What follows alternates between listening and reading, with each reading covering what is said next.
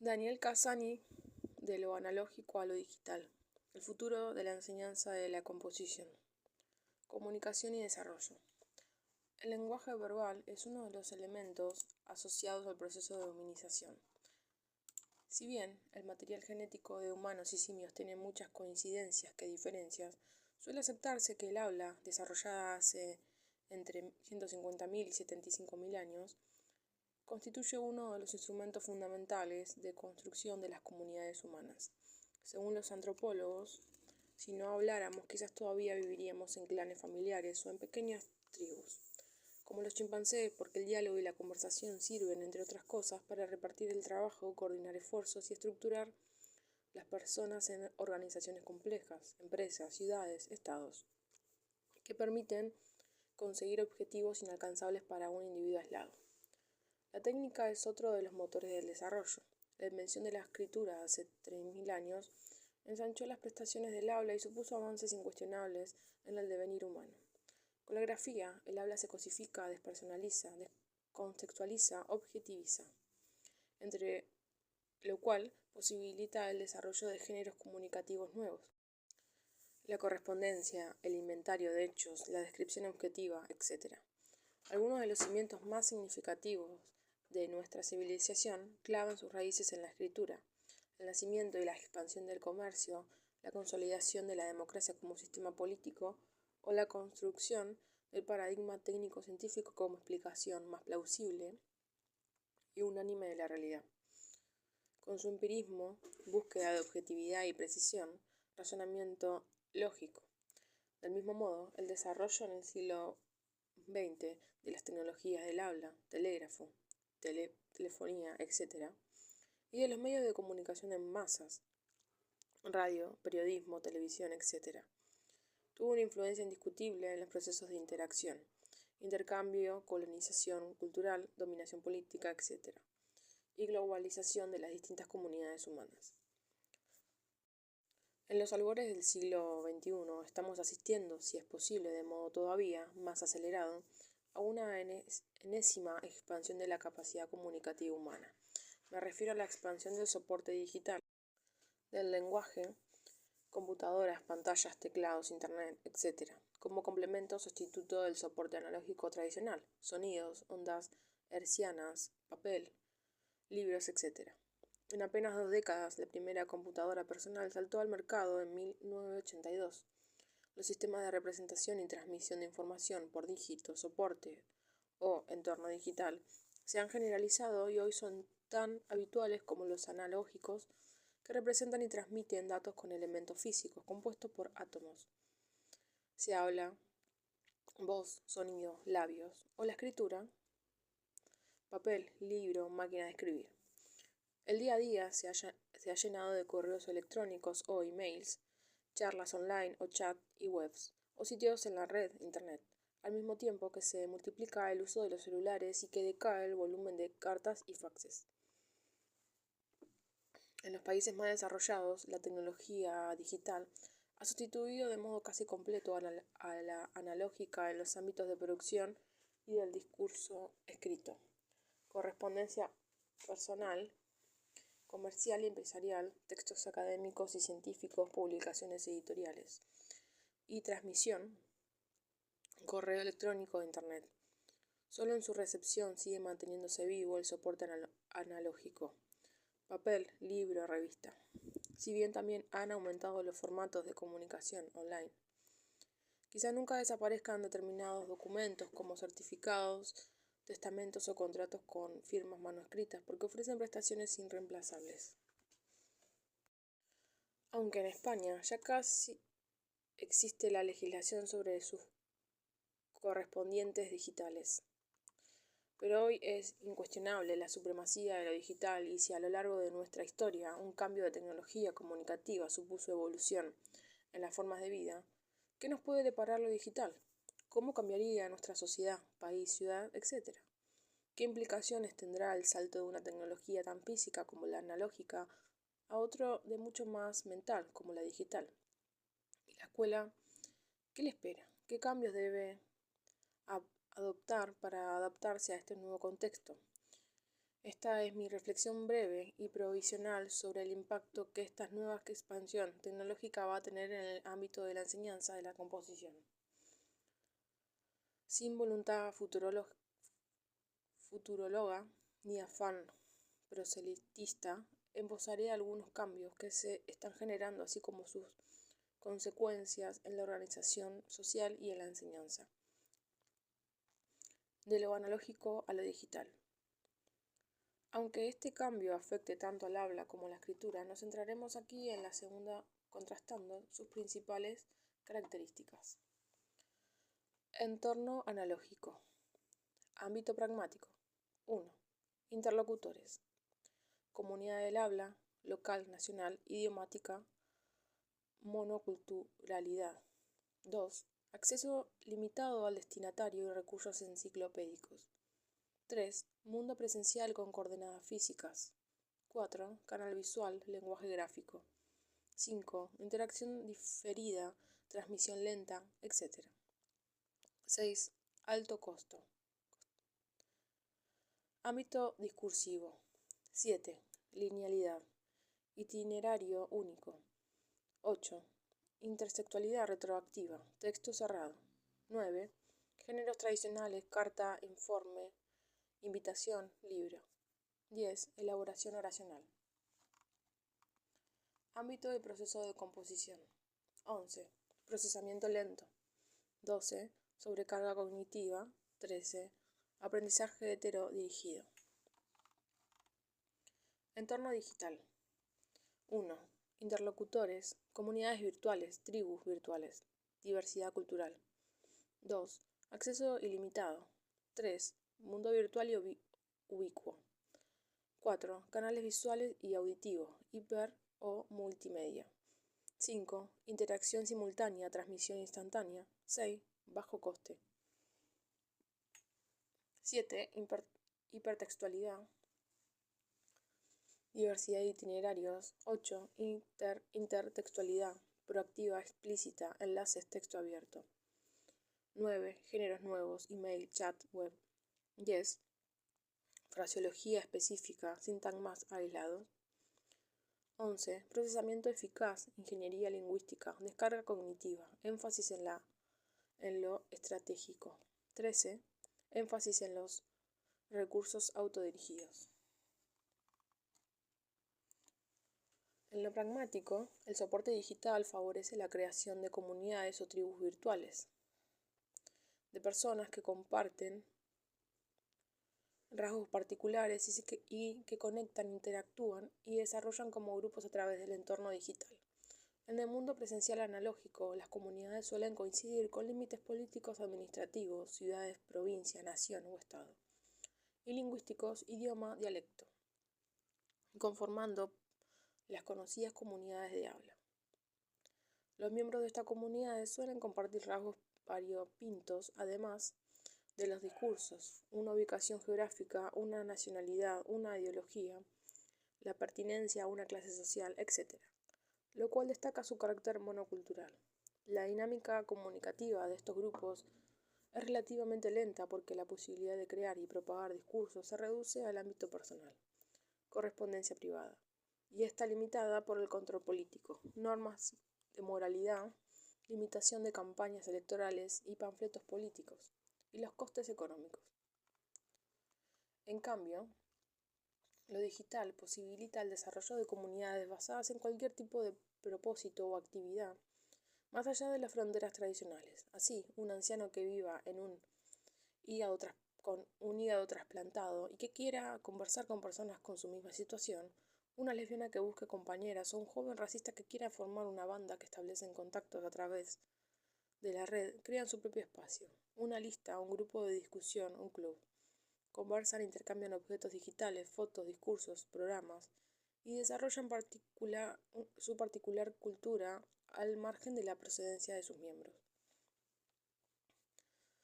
Personas de todo el mundo que difícilmente se habrían conocido por canales analógicos llegan a conformar una comunidad discursiva, en el sentido de que el objeto básico de intercambio y unión es el discurso, que llena parte de sus vidas y que inevitablemente influye en el resto de comunidades. La facilidad con que se desarrollan dichas comunidades depende de las prestaciones que ofrece lo digital. Bajo coste de producción y transmisión de discursos, acceso ilimitado, directo y privado a un número indigente de destinatarios y recursos. Número 2. Privacidad y posibilidad de construirse imágenes virtuales, face, según los intereses personales. Uso de nicks o sobrenombres, personalidades ficticias, fotos retocadas, etc. Número 3. Respecto al coste, 6. Mientras el uso de recursos informáticos y el acceso a la red se generaliza, lugar de trabajo, casa, cibercafés, y abarata la publicación analógica de revistas y libros o el envío de circulares por correo postal, aumenta de precio. Además, el coste ecológico que puede tener el uso de papel, tala de árboles, procesamiento de la masa de papel, etc., resulta ofensivo con la supuesta limpieza de la tecnología informativa. Por otra parte, la diversidad de canales y códigos comunicativos que incluye el medio digital, número 4, así como su gran velocidad de transmisión, 5, que permite grados de simultáneos de interactividad, son las causas del noble dinamismo que presentan dichas comunidades que nacen, crecen y mueren o evolucionan a un ritmo mucho más alto que las presenciales. Respecto a la integración de códigos, cabe destacar que lo digital integra todo tipo de lenguajes y formatos: habla, escritura, imagen estática y en movimiento, infografía, reproducción virtual, etc. Con lo que se convierte en un poderosísimo sistema multimedia de representación y comunidades de datos, como mínimo en comparación con los limitados recursos tipográficos del escrito. En lo discursivo, un soporte digital rompe definitivamente la linealidad del discurso y organiza el contenido textual de manera hiper o intertextual. Si bien la escritura ya liberó al usuario de la obligación de ceñirse al hilo discursivo, la linealidad del habla, número 7, permitiéndole saltar adelante y atrás a su antojo en la prosa, solo puede desarrollar la hipertextualidad de manera casi anecdótica en algunos géneros literarios, como las novelas interactivas para adolescentes o las experimentales como Rayuela de Julio Cortázar. En cambio, el entorno digital utiliza el hipertexto como estructura básica. El escrito lineal y unidireccional se rompe en diversidad de fragmentos autónomos que se conectan entre sí con enlaces, link o llamadas que permiten saltar ágilmente de uno a otro, en cualquier dirección, como una araña que se desplaza a través de una telaraña o de una red.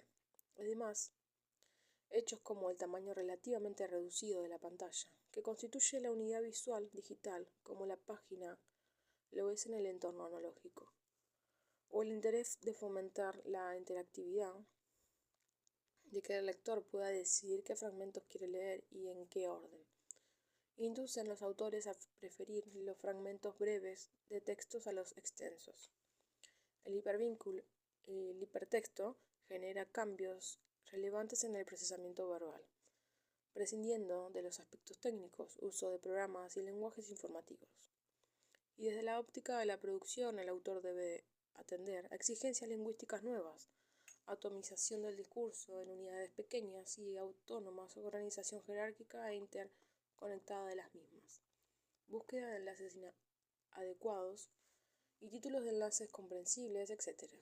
Al mismo tiempo, el que prescinde de las asociadas a la linealidad, ordenación del contenido en un único hilo argumental, estableciendo una progresión de lectura, de lo conocido a lo nuevo, de lo básico a lo complejo. Puesto que se suele manejar una gran cantidad de datos dispuesta a través de numerosas páginas y enlaces, el autor debe poder calcular con precisión las necesidades de su hipotético lector para facilitar accesos directos y eficaces a los objetivos perseguidos. Si además resulta que no existe ningún prototipo de lector, sino una infinidad de individualidades con grados diferentes de conocimiento previo que se acercan al hipertexto, con intereses y propósitos diversos, el autor debe prever varios itinerarios de lectura para atender a esta diversidad. Desde la óptica de la recepción, el lector deja de conducir por una carretera única para pasar a circular por un entramado complejo de vías, en cuyos cruces debe tomar decisiones de dónde ir y por qué lugar. Este hecho le exige desempeñar un papel más activo en el proceso de lectura. Debe ser consciente de sus propósitos. ¿Qué datos busco? ¿Qué enlaces elijo? Debe evaluar de manera continuada su nivel de comprensión. ¿Qué entendí y qué no? Y buscar los caminos para llenar las lagunas identificadas. ¿Dónde puedo encontrar lo que me falta? Los errores en la identificación de objetivos o en la selección de enlaces provocan pérdidas de tiempo e información, además de un grado variable de fracaso en la lectura. El lector se pierde en un mar de datos y enlaces sin interés, incapaz de encontrar lo que busca. Para una discusión detallada sobre las diferencias entre lectura de textos análogos e hipervínculos, ver Dillon, 2000.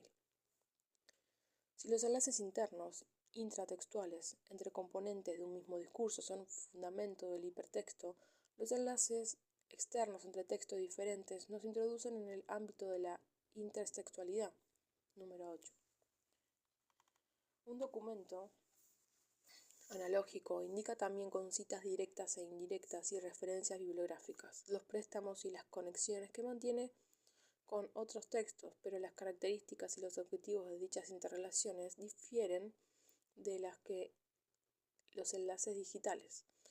En libros y artículos impresos, las referencias son retroactivas porque remiten solo a documentos elaborados en el pasado, o como máximo en prensa, y tienen el propósito de reconocer la autoría de ideas o palabras o de remitir a informaciones, autoridades o hechos que constituyen un argumento para el discurso que se está elaborando.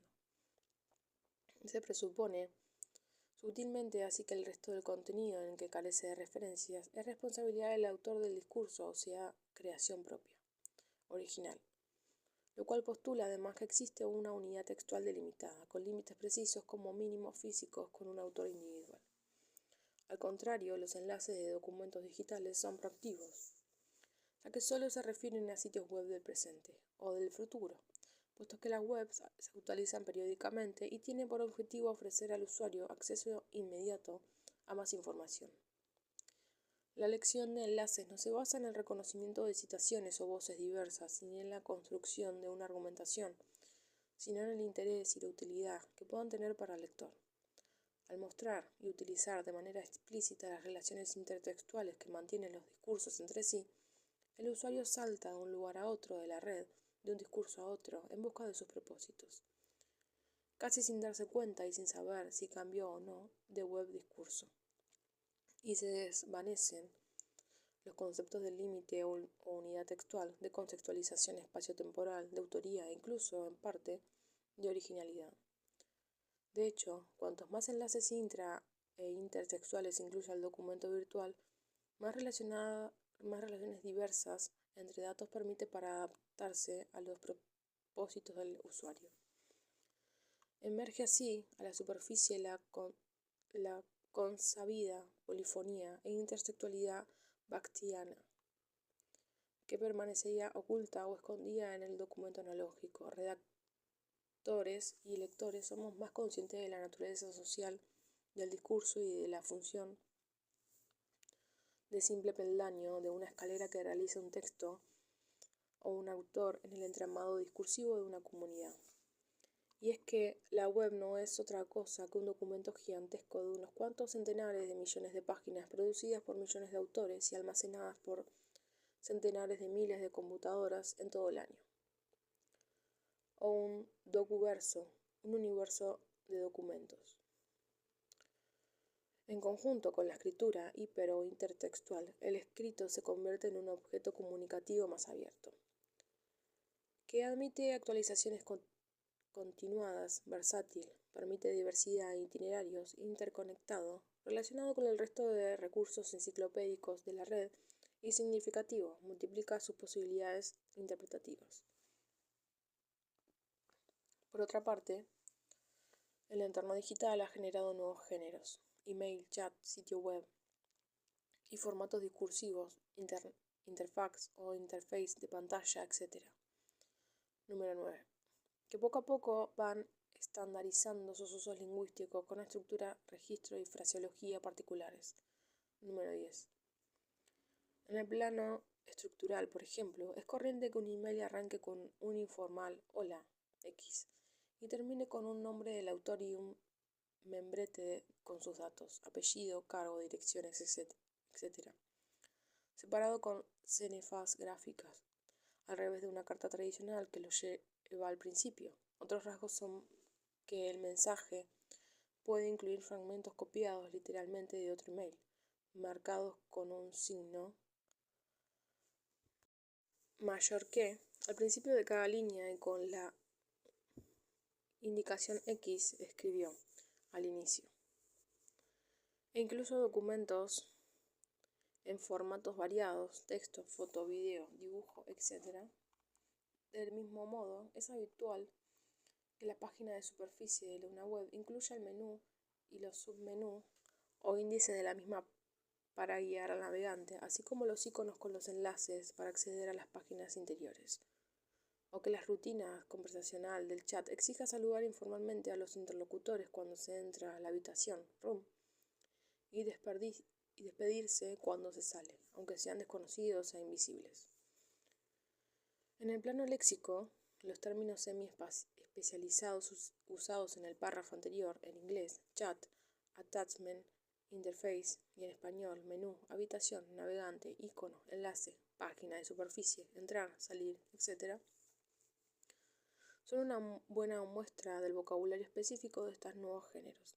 También son frecuentes las abreviaturas como por ejemplo RE por respuesta en el descriptor temático o subject de email, PIX por picture o fotos, AK o A.K.A por als know as, también conocido como, o FAQ por Frequent Asked Question, preguntas más frecuentes. Finalmente, en el plano sintáctico, los límites reducidos de la pantalla informática de los campos o espacios donde debe escribirse, mensajes, denominaciones de iconos, menú, etc., favorece el uso de sintagmas nominales aislados, como títulos o etiquetas, a diferencia de la elaboración de oraciones completas típicas de la documentación analógica. Respecto al proceso de composición, las distintas aplicaciones informáticas inciden de modo sustancial la tarea de escribir. Nadie duda hoy de que con procesador de texto, verificador ortográfico y gramatical, revisor estilístico, legibilidad, grado de formalidad, diccionario de sinónimos o asistente para la redacción y traducción de documentos preestablecidos, programas de ingeniería lingüística, número 11,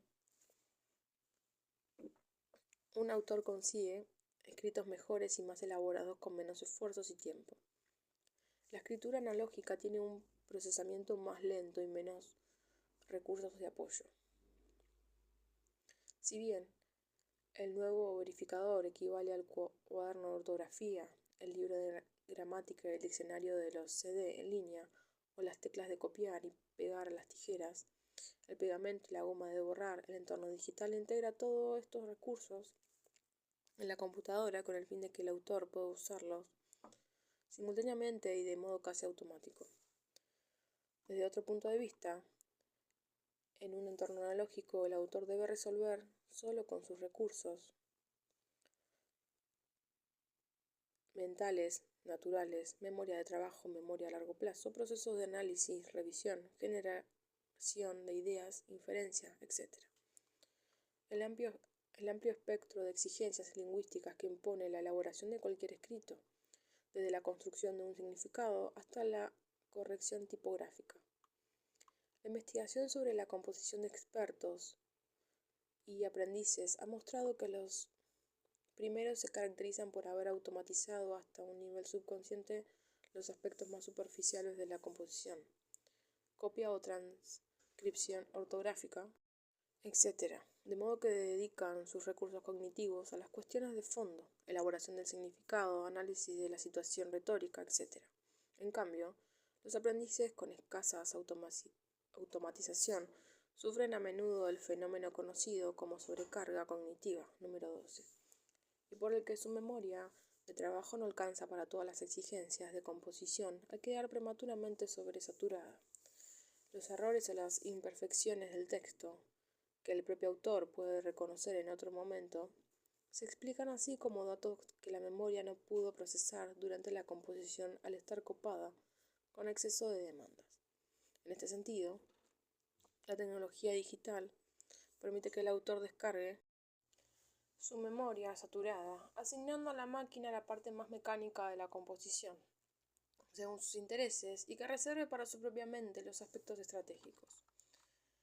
Finalmente, el entorno ofrece sistemas aparentemente más eficaces que autoformación para que los individuos puedan usar de modo autónomo el sistema. Número 13. Muchos programas poseen varios niveles de utilización, funciones básicas y avanzadas para principiantes o expertos. Sofisticados menús de ayuda o recorridos iniciales de visita o familiarización. Los juegos informáticos suelen tener varios niveles de dificultad y ningún jugador puede saltar de nivel sin haber adquirido la habilidad y el conocimiento necesarios para hacerlo. El mismo hipertexto facilita que la información se suministre a cada usuario según sus necesidades. De manera autodirigida, este conjunto de mecanismos facilita que el lector-autor digital pueda aprender de manera notable, autónoma, a diferencia del aprendizaje de la escritura analógica que exige más interacción presencial con conceptos. Una buena prueba de ello es el buen dominio del entorno digital que tienen muchos adolescentes al llegar a la escuela, muy superior en muchos casos al de sus docentes. En resumen, el advenimiento del entorno digital en el uso de la escritura está cambiando de manera profunda las prácticas comunicativas en los planos pragmático, discursivo y procesual. Internet facilita el surgimiento de comunidades sociales particulares al margen de los grupos administrativos y lingüísticos tradicionales que rompen el tradicional aislamiento monocultural. Surgen géneros discursivos nuevos con estructura, registros y fraseología particulares, y la computadora está cambiando el perfil cognitivo de los escritores, que descargan las tareas más mecánicas en la máquina para concentrarse en la estrategia comunicativa. Un nuevo orden escrito emerge al ritmo que se impone lo digital. En el aula. La primera consecuencia que podemos sacar del análisis anterior es la necesidad de añadir un nuevo ámbito al concepto de alfabetización, el digital. Como muestra el cuadro, podemos distinguir tres ámbitos concéntricos. La alfabetización tradicional, centrada en la capacidad de usar la correspondencia habla-escritura. La alfabetización funcional, centrada en las capacidades comunicativas de usar la lectura y la escritura de modo eficaz, comprender ideas generales y secundarias, discriminar datos relevantes e irrelevantes, hacer inferencias, etc. En el mundo letrado analógico y en la alfabetización digital, centrada en las capacidades específicas que impone el soporte digital, en el uso de la escritura esbozadas más arriba. Nadie a estas alturas discute la conveniencia de incluir enseñanzas digitales, computación, internet, etc. en el currículum escolar, pero sí que resulta más controvertida la manera de hacerlo. En muchos casos, lo digital entra en la escuela como un instrumento tecnológico, no como un fin en sí mismo. Es una asignatura complementaria de tecnología, independiente del resto del currículo. El centro dispone de un aula de informática o computación que visitan periódicamente los distintos grupos de alumnos para recibir instrucción aislada, práctica y rudimentaria sobre cómo usar las máquinas. Pero si entendemos el entorno digital, como lo hemos presentado, como una extensión de las potencialidades del lenguaje, creo que debe enfocarse su enseñanza en un modo más profundo, puesto que la escritura digital empieza a ser ya tan importante como la analógica, y su futuro es incuestionable. La alfabetización tendría que dar prioridad o equivalencia a lo digital respecto de lo analógico. La clase de lengua escrita tendría que hacerse en buena parte con computadoras. Y si el lenguaje escrito es el instrumento fundamental de las asignaturas científicas, También resulta relevante que las ciencias naturales y experimentales usen tecnología digital para el desarrollo de sus contenidos. Si cualquier maestro es maestro de lengua, si saber física significa poder hablar y escribir de física, es indudable que el maestro de física tiene que poder usar la computadora con sus alumnos en clase. En concreto, destaco los siguientes puntos relacionados en un equilibrio entre lo analógico y lo digital en el aula. 1. Comunidades discursivas. La enseñanza de la composición topó tradicionalmente con la dificultad de encontrar contextos de escritura auténticos para el aprendiz o interlocutores reales diferentes del docente. En un entorno analógico, las respuestas posibles en este reto se limitan a los intercambios dentro del centro, entre alumnos o grupos de nivel diferentes. Con la comunidad escolar, escribir a padres o hermanos, o a través de algunos canales preestablecidos, periódicos de escuela, la correspondencia con amigos o pen friends. Pero en el entorno digital abre un abanico amplísimo de posibilidades, emails y listas de distribución, chat de discusión de temas de interés, participación de programas internacionales de intercambio de datos, etc. Estas opciones resultan sobre todo relevantes para los centros más aislados, escuelas únicas, rurales, pueblos alejados, etc. En esta línea cabe destacar iniciativas como la de muchos Writing Centers o Labs de universidades y colleges norteamericanos que han desarrollado webs y tutoriales en línea más exhaustivos o interesantes. También resulta curioso y esperanzador en CPR University, también resulta curioso un entorno virtual de escritura y revisión entre pares en la línea de los revisores de revistas científicas. También es interesante la revista virtual Kairos, especializada en escritura digital y sistemas en línea de enseñanza-aprendizaje en la comunidad escrita. 2. Usos analógicos. La escritura analógica sigue teniendo vida y utilidad en el mundo eminentemente digital como género manuscrito particular. Tarjetas para regalos, dedicatorias, cheques, notas. Como producto final de recepción, lecturas de libros, cartas, etc. Y como herramienta complementaria para algunas subtareas de la composición digital. Anotar las ideas sobre papel antes de introducirlas en la computadora, hacer esquemas gráficos sobre papel, revisar un borrador sobre una impresora, etc. El tratamiento didáctico de la escritura tendría que seguir esta línea, poniendo énfasis en la complementariedad de ambos soportes. 3. Destrezas manuales y técnicas. La irrupción del paradigma digital exige incluir en el programa educativo las destrezas manuales y técnicas implicadas en el uso de la computadora, manejo del teclado, dactilografía, mantenimiento de la computadora, condiciones de seguridad, acceso a Internet, al lector de CD, etc. Y de los programas más básicos, email, edición de hipertextos, etc. En niveles superiores pueden enseñarse opciones avanzadas como la creación de macros para autocorregir los errores ortotipográficos, reiterativos o el uso de programas de esquemas y dibujos. Tampoco pueden olvidarse las cuestiones éticas, prestar atención a los elementos destructivos, virus, gusanos, caballos de Troya, etc. Respecto a la intimidad y limitación del correo masivo, usos lícitos de la red y del anonimato, etc. La inclusión de estos aspectos de ningún modo supone la eliminación de los equivalentes analógicos, caligrafía, organización de la página, etc. Igual que la llegada de la calculadora al aula no significó el abandono de la enseñanza de las operaciones básicas de cálculo. El aprendiz debe dominar la tecnología analógica con la misma destreza que la digital. 4. Computadoras y gramática. El uso de industrias de la lengua, verificadores ortográficos, correctores estilísticos, diccionarios online, etc., exige un replanteamiento de la educación gramatical relacionado con el uso de la escritura. Tan ingenuo resulta cerrar los ojos a este hecho y seguir enseñando sintaxis y morfología como antes, como suponer que la máquina resuelve todas las dificultades de manera instantánea. El alumno debe aprender a usar estos nuevos formatos de manera adecuada. Por ejemplo, debe conocer los límites del verificador gramatical, cuestiones que no incluye ultracorrecciones. Debe tener criterios para elegir el sinónimo apropiado para cada contexto. según la acepción semántica, el registro, el género discursivo. Debe poder elegir entre las distintas opciones que ofrece un corrector de estilo, extensión de la frase, nivel de formalidad.